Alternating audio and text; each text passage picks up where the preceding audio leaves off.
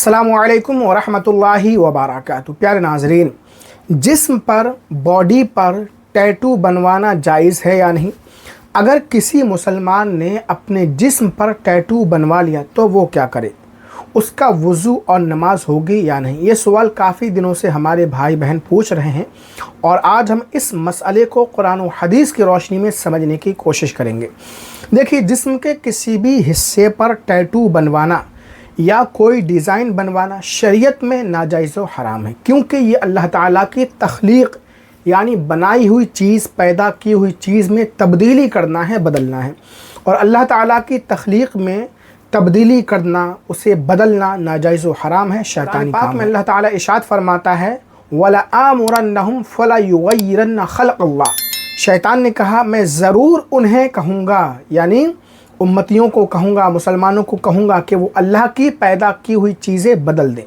हदीस पाक में है कि ज़माने जाहिलियत में मुल्क अरब में लोग सुई वग़ैरह से जिस्म की खाल को खुरचते थे और जब उस जगह से खून निकलने लगता था तो उस पर सुरमा वग़ैरह डाल दिया करते थे।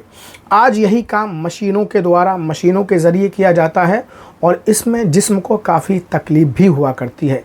तफसीर ख़ज़ाइनुल इरफ़ान में है कि जिस्म को गोद कर सुरमा या सिंदूर वग़ैरह लगाना, जिल्द यानी स्किन में लगाकर नक्शो निगार बनाना, बालों में बाल जोड़कर बड़ी बड़ी जटें बनाना, ये सब नाजायज़ व हराम है और नबी पाक सल्लल्लाहु अलैहि वसल्लम ने ऐसा करने से मना फरमाया। आप फरमाते हैं, जैसा कि मुस्लिम शरीफ की हदीस है, हदीस नंबर 2125, अल्लाह लानत करे जिस्म को गोदने वालियों और गुदवाने वालियों पर जो अल्लाह की तख्लीक में तब्दीली करती हैं।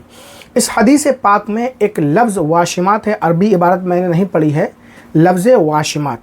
मुफ्ती अहमद यार ख़ान नईमी रहमतुल्लाह अलैह फरमाते हैं, वाशिमा उस औरत को कहते हैं जो सुई वग़ैरह से अपने आज़ा को, जिस्म को खुरचे, फिर उसमें सुरमा या नील भर दे, जैसा कि हिंदू औरतें और बाज़ हिंदू मर्द करते हैं। प्यारे नाजरीन, टैटू बनवाने में अपने जिस्म को तकलीफ़ पहुंचाना है और इंसान का अपनी जान पर ज़्यादती करना, तकलीफ़ पहुंचाना, ये गुनाह है, जुल्म है, जैसा कि दूसरे पर जुल्म व ज़्यादती करना गुनाह है। क्योंकि इंसान अपनी जान का मालिक नहीं है, बल्कि ये अल्लाह ताला की मिल्कियत है। इसमें वही तसर्रुफ़ जायज़ है जिसकी इजाज़त दी गई है। इसी वजह से ख़ुदकुशी करना इस्लाम में हराम है। अब रही बात वज़ू और नमाज की, अगर जानदार की तस्वीर वाला टैटू बना हो तो उसके नज़र आने की सूरत में नमाज में कराहियत भी आएगी। लेकिन अगर टैटू कपड़ों के नीचे छुप जाता है, मिसाल के तौर पर हाथ में आपने टैटू बनवाया और आपने कुर्ता पहन लिया, वो छुप गया, तो नमाज में कराहियत नहीं होगी। अगर गैर जानदार का टैटू हो तो नमाज में कोई ख़राबी नहीं होगी, चाहे वो नज़र आता हो या ना आता हो।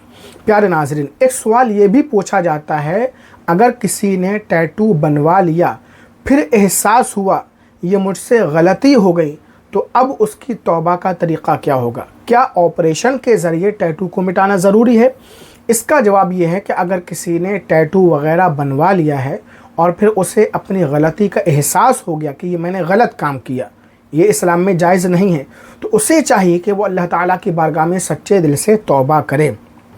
अगर दवाई या केमिकल वग़ैरह के ज़रिए या किसी और तरीक़े से जिस्म को तकलीफ़ पहुँचाए बग़ैर टैटू को मिटाया जा सकता हो तो ज़रूर मिटाए।